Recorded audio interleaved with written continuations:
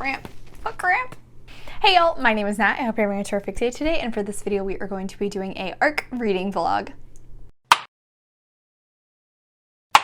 Before we get into anything bookish, however, make sure to hit like and subscribe down below, as well as tell me in the comments, have you heard about either of these books? Are you looking forward to them? Are you already adding them to your TBR? Let's talk about it. In this ARC reading vlog, I'm actually going to be reading two books. First up is 10 Steps to Nanette by Hannah Gadsby. This is a memoir by the hilarious Australian autistic queer comedian that I fell in love with in the TV show Please Like Me, and I've been enjoying all of her stuff I've ever seen since. I was very excited when I found out she was writing a memoir. All of the books I have read by comedians I've loved in the past have all worked out very well for me, so of course I had to request the ARC for this. I have started into it. I am very much enjoying it, but we're not in the update section yet. We're still in the intro. On the opposite side, I'm going to be reading Queerly Beloved by Susie Dumond, and this is a sapphic romance between two women, one of which is slightly out of the closet. However, she is actually working at a Christian bakery in Oklahoma. I also believe this is set during 2010 roughly, so gay marriage is not yet legalized. On the opposite side, we have our out and proud lesbian character, who our first character meets at a wedding, and the two of them end up hitting it off. I have not really heard anything about this one yet, but the cover won my heart so quickly. Adorable baked goods, not to mention sapphic romance. Of course, I had to add this to my request list. Thank you to NetGalley for accepting me for both of these, as well as to the publishers and authors. I'm very excited to get further into both of them. So as I mentioned, I am already into 10 Steps of Nanette, and I think about like 22% in thus far. I think it's really interesting. There are actually segments based on the 10 steps. I don't know why I didn't think about it like that in a way of writing the story, but yeah. I think I'm actually at step 3 now. The first was definitely a introduction into Hannah and her personality, the kind of individual she is. She's definitely kind of a quirky oddball person, but I think she's just so incredibly unapologetically herself, and I love that. The second step, however, is definitely laying out the groundwork for Hannah and the person she has grown into. Definitely delves into stories from her childhood, and many of those were so hilarious. She is actually the youngest of 5 kids, so there were many of those stories that I could definitely relate to as the youngest of 4 kids. This book is actually named after a piece that Hannah Gadsby wrote and did stand-up of. However, she actually has a whole section where she discusses that she doesn't actually think of Nanette as a comedy special, because there are different sections of the story she tells throughout it. There's the first half where she lulls you into a false sense of security and is giving many jokes, laying out the common groundwork for most comedian specials. However, in the second half, she really starts to delve into some more serious topics. I believe this is probably going to do that same thing as we are moving forward. There was a footnote which had some trigger warnings and mentioned a few pretty serious ones that Hannah is going to get into, so I imagine that the further down the road we are going to get, the more serious this will become. I am enjoying this thus far. However, like I said, Hannah's style of comedy is very dry, pretty sarcastic, and so I do really like that. Even certain points where she will write something that I don't think is inherently meant to be funny, but it just comes out that way. I also think she has done a very great job of making herself a very relatable person thus far, and I always like that, especially whenever she was discussing some of her experiences with other celebrities at the very beginning of this book. I will update you guys again when I have gotten a little bit further into this one. I feel like this is still crooked, but I'm not gonna mess with it anymore. Hey guys, so I've hit about 55% into 10 Steps to Nanette, and I am still really enjoying this. I got a little nervous there because step 2, her formative years, definitely takes 30% of this book. I was a little concerned because I felt as though I had been reading for quite some time, and then I realized I still haven't hit another chapter. I haven't hit the next step. So good lord, how long is this book? Turns out it's only like 400 pages ebook wise, but you know, on NetGalley you can't see like actual page number, you only get percentage, so I was a little scared. That one chapter is pretty long. However, I do appreciate that she kind of breaks it down into different segments, and each of them is just a different little vignette about a certain time in her life. She actually at some points goes through like specific years, mostly her teenage years, where she discusses like big name things that happened to her that really affected her. And across the board, I think the one thing that connects all of them is they somehow always tie into Hannah's starting to understand her sexuality, and then she interweaves those with little bits of context where she will discuss where Tasmania, Australia, the state where she is from, where Tasmania Tasmania was in terms of gay reform at the time, because I believe she said homosexuality was not delegalized. Was not legalized? It's been a day. Homosexuality was only made legal in 1997 for her state, which even by Australian standards was very late. Obviously, that really impacted her view of gay people as well as her view of herself whenever she started to question her own sexuality. I did really appreciate that she included those bits of context in terms of history and the politics as well as just the society she was living in, because I'm not Australian. I had never heard of Tasmania, Australia prior to this, so that was very helpful. She also had a intermission, which I really appreciated, before she jumped into the, I think it's called the wilderness years, where she is discussing her start into comedy. I liked that she kind of closed out the previous step and discussed about her trauma there, but then also mentioned the fact that there were a few years she was not looking into before jumping into the comedy section. She might further down the road. I obviously don't know yet. Also in that intermission, I really enjoyed the fact that she discussed how she wasn't mentioning her trauma in a way to kind of showcase like, this is where I started out and this is where I ended up, because this book is definitely not a self-help story. It's not trying to instill any specific meaning to it. It is just her sharing her life. She's also pretty good about mentioning her privilege and also the lack of privilege she had at the same time. Definitely when it comes to her not knowing her autism diagnosis when she was young. I think she said she didn't get diagnosed until she was like in her 30s maybe. Having a diagnosis probably would have helped her in her life a lot, especially in her younger years. She had one line that I just really enjoyed, so that's why I pulled out my journal so I could read it to you. There's no such thing as a straight line through trauma. And she actually mentioned that this is something she says quite often, and I just really liked that. As far as I've gotten so far, like I said, I am still really enjoying this. I'm glad that I moved into the next step, and obviously since I'm 50% in and we are only just now in step 3, I assume those later steps are probably going to be shorter chapters. That probably means the rest of this book will go fairly quickly. I have been talking a lot with my hands today, so I will talk to you guys again when I have read further in, maybe finish this. I don't know, we'll see. I'm having a really hard time like verbalizing my thoughts tonight, so apologies. But this needs to get filmed or else I'm just gonna finish this book. Hey guys, so I'm currently at about 80% into Nanette. I am still really enjoying it. There was a specific step, I think it was maybe 4 or 5, where it was called the Wilderness Years, and it was looking specifically at Hannah's comedy career and the things that came about during her life when she was a comedian, or excuse me, when she started being a comedian and as her career progressed forward. I really enjoyed that she went into some of the specifics that come with being a comedian in terms of like writing your material, how you present yourself to the audience. They can really affect your act and how the audience will perceive you. It was just very interesting because those were all specifics that I haven't actually read a lot about in other comedians' memoirs, which I've read in the past. For example, like she specified the difference between if you are trying to showcase yourself as below your audience or above your audience, and how that can affect your act and how they are going to respond to you. On top of that, she also discusses many of her different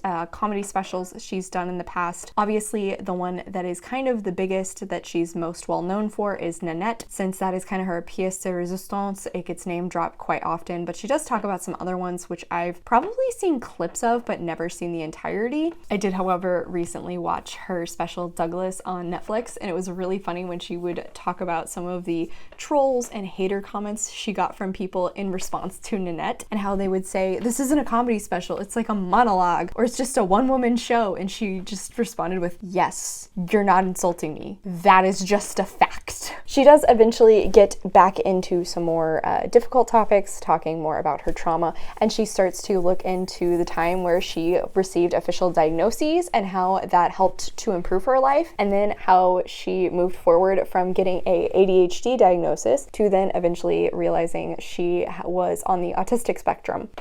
All in all, just across the board with that entire section, I think what I'm most impressed with is how well she can verbalize the way her brain works and how that has affected her life and how she perceives and reads situations. Very interesting. I just don't think I would personally have the ability to be in that sort of a scenario and then explain it to someone else, let alone put it down on paper. So I'm really impressed with that. She also goes into some of the bigger topics with ADHD and autism, specifically in looking at the difficulty with diagnosing women, particularly young girls, with both of these conditions. Along with both of those, she also suffers from depression and anxiety, which she gets into as well. Like I said, across the board, I think she has done a fantastic job of balancing the comedy with the serious topics, which is why I am all the more intrigued to actually watch Nanette. I have been trucking through this pretty quickly, I will say. The last update I gave you was 2 days ago, ironically, in this exact same spot, also right out of the shower. I'm really enjoying this. I wouldn't be surprised if I finished this tomorrow, maybe Saturday. So I will talk to you guys again once I have officially completed it.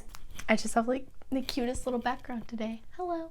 Anyway, hey guys, so I officially finished out Nanette, and if I'm being completely honest, I kind of accidentally deleted some of my notes when I was pre-writing my review, so I might repeat some stuff, and I probably had more things to say. Whoops.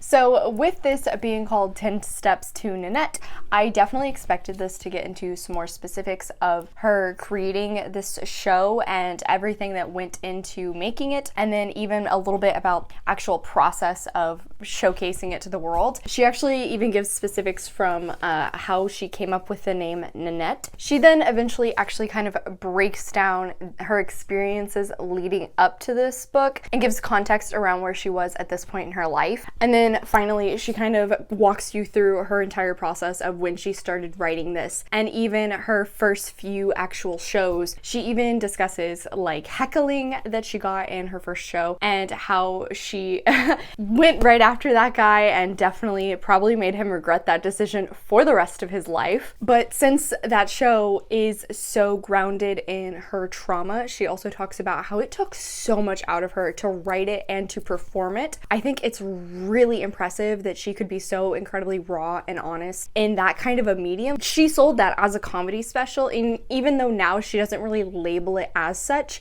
it still was a comedy special. Like, that's what people went into expecting, and it was interesting to see how she kind of slowly realized show after show, okay, here's how I need to change this, here's how I need to switch this up. She even talked about how she completely changed a lot of the show whenever her parents went to see it because she did not know if they were prepared for it. I think it was incredible how Hannah walked us through her entire process of doing this and how she managed to take all of her trauma so it wasn't just floating around in her head anymore, and she actually was able to put it down onto paper and make it pack the biggest punch for her audience, particularly when she realized she wanted to turn it into a show. I promise I'm going to actually watch Nanette. If editing that has watched it by this point, I'll put like a small little line of my thoughts right here. One thing that really is not that big in the grand scheme of the book, but I really appreciated that she acknowledged, was her body positivity and highlighting the fact that her body and her size do not impact her worth as a human being. She is still a person, she is still worthy of respect, and just because somebody might not like her body doesn't mean that they have any right to treat her as less than that. I really loved that. My one negative that I really had looking back at my experience of reading this book, although I really liked the breakdown she had within each step. So there would be the chapters, and then within the chapters she would have little sections, alternate the stories between those, and then occasionally in between what she was telling you there would be a small section giving context to either the politics in Australia at the time, society, just allowing you to better understand the setting. I did enjoy that, but I think that layout definitely did kind of cause a very stop and go pacing, which was pretty jarring, and I'm not sure how she could have gone about writing it in a better way, but I think there would have been some style that would have better flowed between those and wouldn't have felt so jarring and wouldn't have taken me out of the story quite so much. So in the end, I did really enjoy this. I am so glad I got an arc of this. Thank you again to NetGalley, Hannah Gadsby, and the publisher. I gave this baby 4 stars. I really enjoyed it, had a great time reading it, and I am eventually gonna watch Nanette. I promise I'm gonna do it. Hey y'all, so apologies. I'm currently getting over a cold. My nose is still stuffed up. My throat's kind of sore. My ears are plugged up, so like I sound different to me, but I might not sound different to you. I'm not sure. Anyway, I have gotten to 20% into Queerly Beloved, and I don't know how this is gonna go, guys. Let me start by saying we meet our main character, Amy, and we get so much information about Amy. Like, so much background. You are just bombarded with her history. Do I think it's awesome that the author gave that much of a background to their character? Yes. Do I think we need to get all of that in the first 20% of the book? Probably not. In comparison with that, our love interest, Charlie, literally nothing. Nothing. I mean, the author constantly summarizes anything that Charlie talks about, so it's very difficult for me to understand Charlie as a character. Thus, I'm not invested in her life, so I'm also not invested in this relationship. Things I know about Charlie thus far: she moved there from Austin, she's an engineer, she's hot, she's butch. Basically, I'm kind of getting the same energy here that I did with August and Jane in One Last Stop, and I'm not crazy about that. I realize I'm like 20% in. That's really not a lot. In terms of the plot, I also was really thrown off because I thought majority of this plot was going to be talking about Amy being slightly closeted at her job at a Christian bakery, but at the same time trying to develop this romance with Charlie. That's not the fact though. Like, she gets fired for being gay from the bakery 15% into the book. I don't understand why there was so much buildup around this bakery if it's not even really going to be that relevant to the rest of the story. Instead, Amy ends up meeting these 2 people who are like table 19 scenarios at her cousin's wedding, and basically offers to be a stand-in bridesmaid to help out with any wedding day disasters that could occur. I'm guessing that she might end up turning it into like her own little side hustle sort of situation.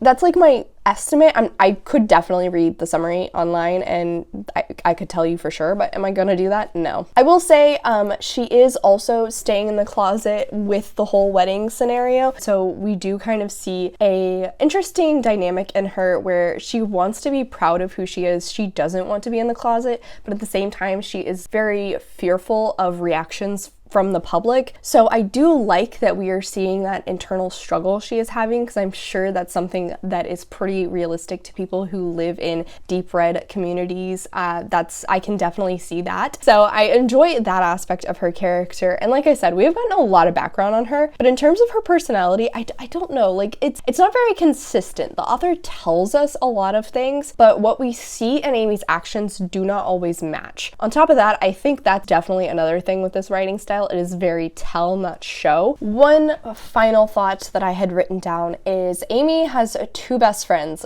Joel and Damien. They're both gay men. They are in a relationship. They are kind of like the Rosencrantz and Guildenstern. Is that their name? Yes, that is in fact their names. Are super stereotypical gay men. There's like 1 or 2 things that can help you differentiate who each of them are, but they feel very flat, super 2D, and I don't know, I think it's kind of surprising that a queer author would write characters that are this just stereotypical. I would expect more from her, and that sounds awful to say, but I think it seems like there was so much focus on characterizing Amy that all other characters thus far have fallen by the wayside and just not gotten the proper attention that they need to make the reader be invested in the story and in all of these characters. And I am still pretty into it. Like, it's a romance book. I'm getting through it fairly fast. Anyway, that's it for now. I will talk to you guys later whenever I have my next thought, or when I hit another good percentage. Just check. I don't know how to end this clip. Okay, bye.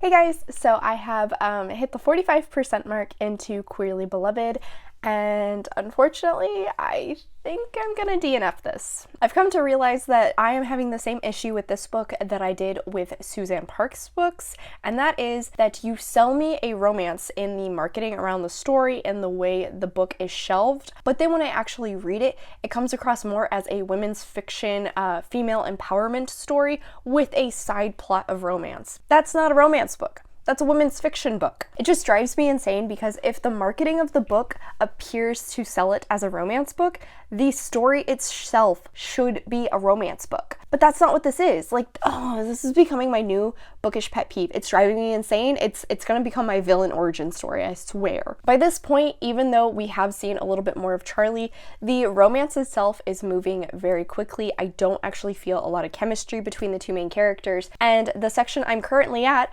Charlie is going out of town, so we're not gonna see her for probably a good few chapters, which means for the foreseeable future of the plot, the story is mostly going to be revolving around Amy creating this business for herself, and I assume probably enjoying it and starting to find a new passion. That's great. That's fine. That's not a romance story though. So don't sell it to me as a romance story.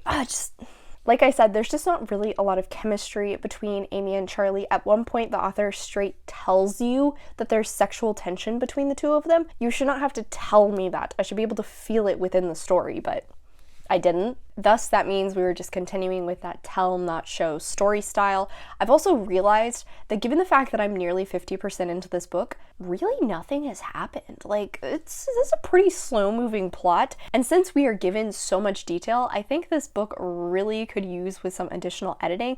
It's just making the pace of this feel incredibly slow. We have now had not one, but 2 sexy scenes, and unfortunately both of them were fade to black. Well, okay, technically one was fade to black, the other was more like, we're gonna pop in right at the end. Not a big fan of that. Although I will give the author props for actually acknowledging and even discussing period sex. Period sex, it's a little gross, but I'm less likely to get pregnant. So I applaud the author for including that in this story. While I am DNFing this, I'm not DNFing it because it is inherently a bad book. I think, once again, unfortunately, the marketing around it just does not match what the actual story is. What the actual story is, not what I wanted, not what I was sold, not what I'm currently craving. So unfortunately, yeah, I'm gonna stop here. Again, not necessarily a bad book, but I just think people should be aware of what they're getting into. So this is my disclaimer to you. This is not a romance book. This is more of like a new adult finding yourself story that happens to have a side plot of a relatively unconvincing romance. This is such a shame because I loved the cover. This is also the second romance book which had a pun for a title that has been a letdown for me, and I'm very upset about that. So unfortunately, on that note, this is the end of the video. Thank you so much for coming to my channel today, guys. I really appreciate it. Make sure to hit like and subscribe down below. I have all my socials linked in the description if you're interested in keeping up with what I am reading. I come out with videos on Monday and Friday, but until then, I hope you continue to have a terrific day. Love you, bye!